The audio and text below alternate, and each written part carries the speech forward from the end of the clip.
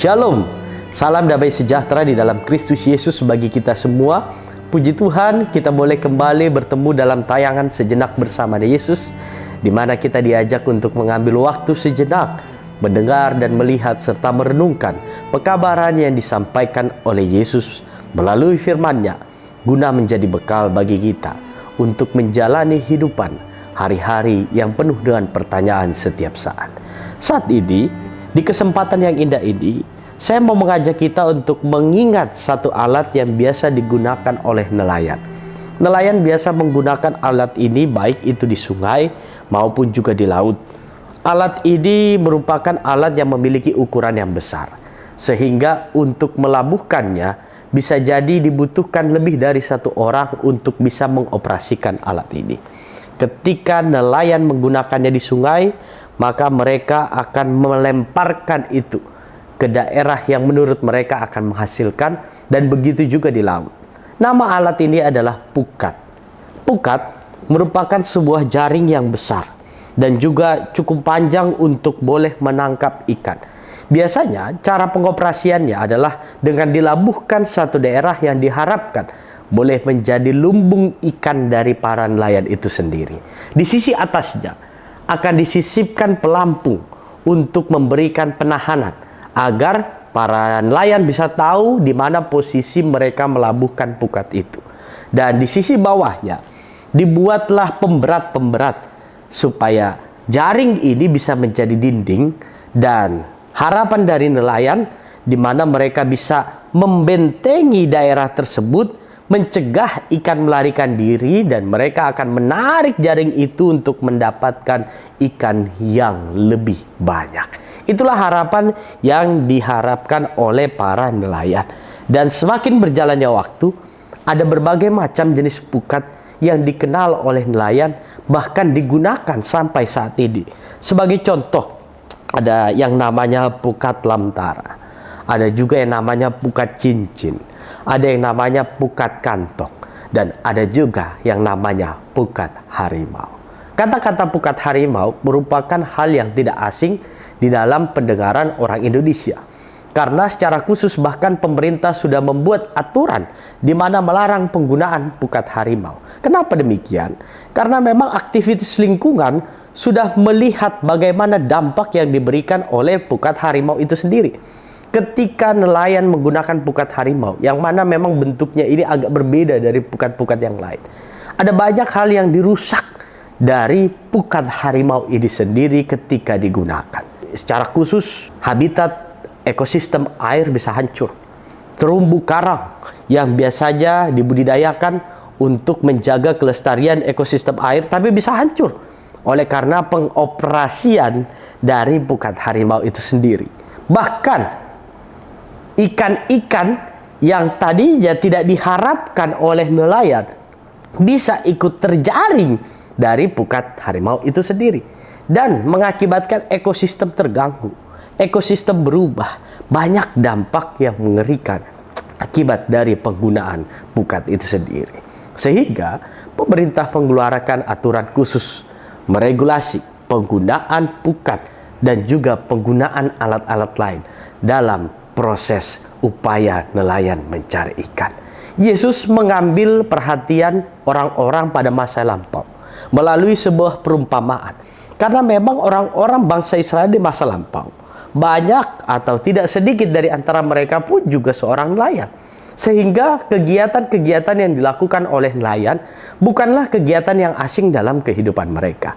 Mereka melakukan kegiatan ini setiap saat, dan Yesus mengambil kesempatan ini untuk memberikan pelajaran kepada orang-orang itu bahwa mereka harus melihat hal kerajaan surga melalui ilustrasi atau perumpamaan yang disampaikan oleh Yesus. Pekabaran ini boleh menjadi berkat bagi mereka yang berada di masa yang lampau, dan juga boleh menjadi berkat bagi kita yang hidup pada saat ini. Namun sebelum kita lebih lanjut untuk melihat kebenaran firman Tuhan, kembali saya mau mengajak kepada Bapak, Ibu, Saudara-saudari, para pemirsa dimanapun Anda berada, jikalau Anda terberkati dan rindu menjadi saluran berkat, Anda boleh menyalurkan berkat tersebut untuk pembangunan gereja Masih Advent hari ke-7 Jemaat Mount Hermon, Lipo Karawaci, Tangerang, dengan menyalurkannya ke nomor rekening gereja yang sudah tersedia sepanjang video ini. Kiranya Tuhan Yesus yang penuh dengan belas kasihan membalaskan segala kebaikan hati saudara dengan berlimpah damai sejahtera dan kasih karunia. Tuhan Yesus memberkati. Kembali kita lihat firman Tuhan yang terdapat dalam Matius 13 ayat yang ke-47 sampai ayat yang ke-49. Firman Tuhan berkata, demikianlah pula hal kerajaan surga itu, seumpama pukat yang dilabuhkan di laut, lalu mengumpulkan berbagai jenis ikan. Seperti yang kita ketahui dari awal ilustrasi tentang pukat. Bagaimana cara bekerja dari pukat ini? Dia akan dilabuhkan di laut atau dilabuhkan di sungai, lalu mengumpulkan berbagai jenis ikan. Melabuhkan pukat merupakan gambarkan dari Injil yang dikhotbahkan. Injil itu dikhotbahkan kepada seluruh kalangan. Injil itu dikhotbahkan melalui firman Tuhan, melalui video, melalui perbaktian, melalui perenungan, melalui buku-buku, bahkan melalui apapun media yang bisa digunakan menjadi bahan untuk mengkhotbahkan Injil. Bahkan di zaman modern ini, banyak sekali cara untuk bisa membawakan Injil kemanapun saja, sampai ke ujung dunia. Tidak ada alasan sedikit pun saat ini untuk tidak mengkhotbahkan Injil. Tetapi ada hal yang menarik di mana di dalam pukat itu ada berbagai jenis ikan. Saat ini juga demikian. Di dalam Injil yang sudah disebarkan, ada berbagai jenis orang yang hadir untuk menerima Injil itu. Tetapi yang menjadi pembeda adalah seperti yang ada terdapat di dalam ayat 48. Setelah penuh, pukat itu pun diseret orang ke pantai. Lalu duduklah mereka dan mengumpulkan ikan yang baik ke dalam pasu, dan ikan yang tidak baik mereka buang. Jadi setelah mereka selesai dari proses penangkapan ikan, mereka tarik ke pinggir pantai, mereka mulai memisah-misahkan. Gambaran ini merupakan gambaran penghukuman pada akhir masa kehidupan manusia, di mana ketika Injil ini sudah selesai dari tugasnya, penghukuman harus dilaksanakan. Malaikat-malaikat digambarkan di sini di ayat 49. Mereka akan datang memisahkan antara orang yang jahat dari orang yang benar. Orang yang benar digambarkan sebagai ikan yang baik yang ditaruh di dalam pasu. Sementara orang jahat digambarkan sebagai ikan yang tidak baik, yang mana ikan ini harus dibuang. Pekerjaan pemisahan ini merupakan pekerjaan yang dilakukan oleh Kristus di akhir zaman. Dan ini fakta yang ada di dalam kehidupan umat-umat Kristen. Saat ini kita bisa melihat di dalam satu jemaat ada banyak sekali orang yang datang ke dalam persekutuan, datang ke dalam kumpulan, datang di dalam gereja, datang berbakti setiap pekan. Dalam satu hari mereka menghabiskan waktu banyak sekali. Tetapi kita tidak tahu apakah dia masuk ke dalam golongan ikan yang baik atau ikan yang tidak baik.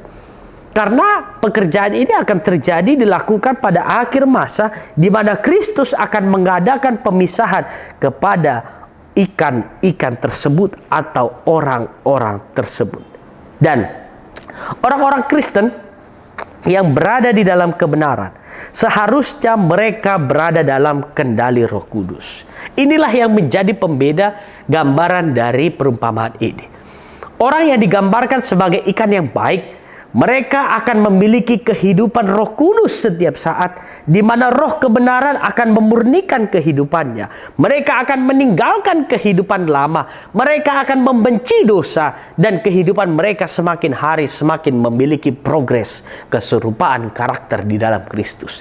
Berbeda dengan ikan yang tidak baik atau yang digambarkan sebagai orang jahat. Orang-orang yang memiliki karakter seperti ini, mereka berada di dalam gereja, mereka berada di dalam kebaktian-kebaktian, komunitas-komunitas Kristen lainnya. Tetapi Secara hati mereka tidak merasakan perubahan di dalam diri. Kehidupannya masih sama seperti itu saja. Bahkan mereka cenderung untuk memaafkan dosa guna melakukan kesalahan yang sama di hari-hari berikutnya. Ini merupakan gambaran dari kelompok orang-orang jahat atau kelompok dari ikan yang tidak baik. Seyogyanya, sebenarnya Yesus pun tidak sukacita dengan kelompok ini ketika mereka harus masuk ke dalam ratapan dan gertak gigi. Ayat 49 dan 50, demikianlah juga pada akhir zaman, malaikat-malaikat akan datang memisahkan orang jahat dari orang benar, lalu mencampakkan orang jahat ke dalam dapur api. Di sanalah akan terdapat ratapan dan gertak gigi. Ikan yang baik akan dipisahkan dan dimasukkan ke dalam pasu. Ini merupakan gambaran bahwa orang-orang yang sudah ditentukan oleh Tuhan untuk menerima kerajaan sorga oleh karena perubahan dirinya, mereka akan masuk ke dalam kerajaan sorga menjadi pewaris kerajaan sorga. Tetapi berbeda dengan orang-orang yang jahat yang digambarkan sebagai ikan yang tidak baik, mereka akan dipisahkan dan mereka akan dibuang. Di mana di ayat 50 dikatakan orang-orang seperti ini akan dicampakkan ke dalam dapur api, di mana di dalamnya hanya terdiri dari ratapan dan gertak gigi. Inilah upah dosa. Upah dosa adalah maut, di mana dosa harus dibinasakan. Itu sebabnya orang-orang yang masih tetap cinta berada di dalam dosa akan menerima upah yang sudah disediakan. Berbeda dengan upah untuk orang-orang benar. Namun firman Tuhan katakan dalam Yesaya 33 ayat 11, sebenarnya Allah tidak menginginkan kebinasaan seorang pun. Demi aku yang hidup, demikianlah firman Tuhan Allah, aku tidak berkenan kepada kematian orang fasik, melainkan aku berkenan kepada pertobatan orang fasik itu dari kelakuannya, supaya ia hidup. Bertobatlah dari hidupmu yang jahat itu. Mengapa kamu akan mati? Jadi dari ayat ini kita ketahui bahwa Tuhan tidak bersukacita, bahkan Tuhan tidak berkenan dengan kematian orang fasik. Yang Tuhan rindukan adalah pertobatan orang fasik. Jadi walaupun memang pada akhirnya orang fasik ini akan dipisahkan, akan dibuang ke dalam dapur api yang menyala, sesungguhnya yang Tuhan perkenankan adalah pertobatan dari orang-orang fasik. Allah mau agar semua orang melepaskan dosa-dosanya. Allah mau agar semua manusia bertobat, meninggalkan kehidupan lama, meninggalkan kehidupan yang cinta akan dosa, melepaskan semua yang mengikat kehidupannya dengan dunia ini, dan maju bersama dengan Kristus menerima kehidupan kekal. Untuk itu, maukah kita menyambut panggilan Tuhan? Kita yang tahu kehidupan kita setiap hari seperti apa. Kita yang tahu apakah saya lebih mencintai Tuhan atau justru mencintai dosa. Walaupun selama ini kita hidup di dalam Injil, walaupun selama ini kita berada dalam komunitas Kristen, walaupun selama ini kita berpikir bahwa kita sudah berada di jalan yang benar, tapi bisa jadi ada dosa yang membuat kita lebih cinta akan kehidupan dunia ini, membuat kita meninggalkan kehidupan yang baik dan bahkan cenderung memilih kehidupan yang jahat. Panggilan Kristus kepada kita, mari kita datang kepadanya. Mari kita tinggalkan seluruh kefasikan dunia, kehidupan yang penuh dosa, dan maju bersama dengan Kristus. Karena kita percaya ikan yang baik sudah disiapkan pasu, di mana hidup bersama dengan Kristus di dalam kekekalan. Maukah kita membangun hubungan yang erat bersama dengan Kristus di dalam kekekalan melalui hubungan yang erat dengan Kristus mulai dari saat ini? Inilah firman Tuhan yang boleh menjadi perenungan bagi kita di hari ini. Mari kita berdoa. Bapa yang penuh kasih, Allah yang maha pemurah, kami datang ke hadirat-Mu. Kami menyadari keberdosaan kami Tuhan. Bahkan kami percaya ada saja hal-hal yang kami lakukan yang justru mendukakan hati-Mu ya Tuhan. Saat ini kami datang memohon belas kasihan-Mu. Ampunilah kami, layakkanlah kami Tuhan. Terimalah kami sebagaimana kami ada, dan kiranya melalui kuasa Yesus Kristus yang telah mati menebus kami, kami memperoleh kekuatan untuk hidup baru, setia kepada Tuhan, dan memiliki keserupaan dengan Yesus di dalam karakter. Hari ini Tuhan, kami serahkan seluruh kehidupan kami ke dalam tangan-Mu.